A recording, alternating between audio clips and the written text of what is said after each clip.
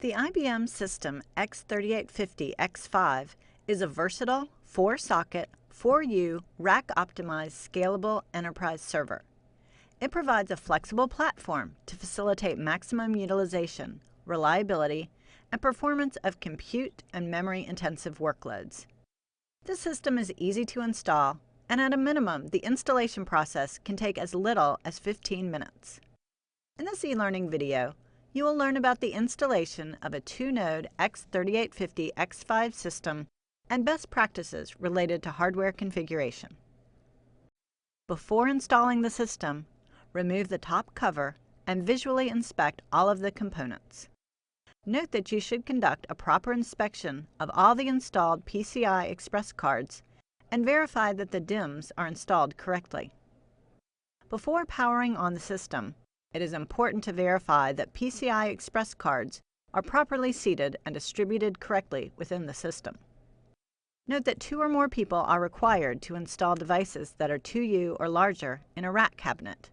Always use safe practices when lifting servers or other heavy devices. To connect 2 IBM System x3850X5 servers together and install them in a rack, complete these steps. First, select a place in the rack where 8U of space is available, 4U for each server. To install a slide rail into the rack, open the front slide rail latches. Install the rear end of the slide rail. Install the front end of the slide rail. Then, secure the slide rail in the rack by installing the rear stabilizing screw in the middle hole in the rear of the rack.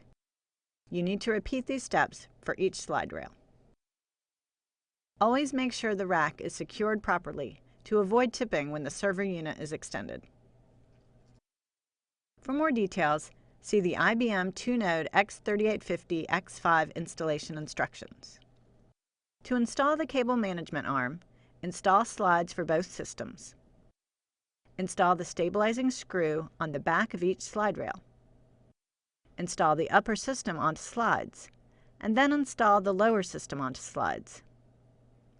Next, install the cable management arm onto the upper system and then onto the lower system. Install cables on the upper system and then install cables on the lower system.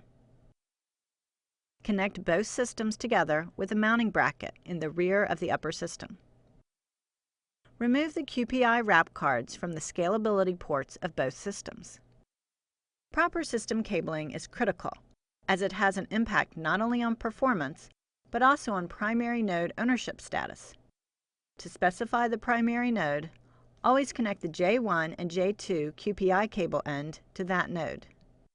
Then, connect the J3 and J4 cable end to the secondary node. Connect both systems together with scalability cables. Plug in the power supply cords for both systems.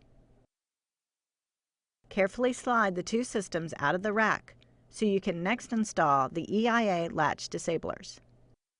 To install the EIA latch disabler onto the front of the bottom system, push the EIA latch down and slide the EIA latch disabler from the rear of the EIA latch.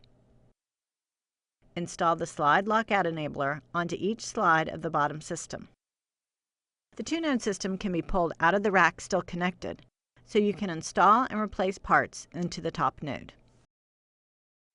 To get the most out of your system, you might want to keep a few best practices in mind.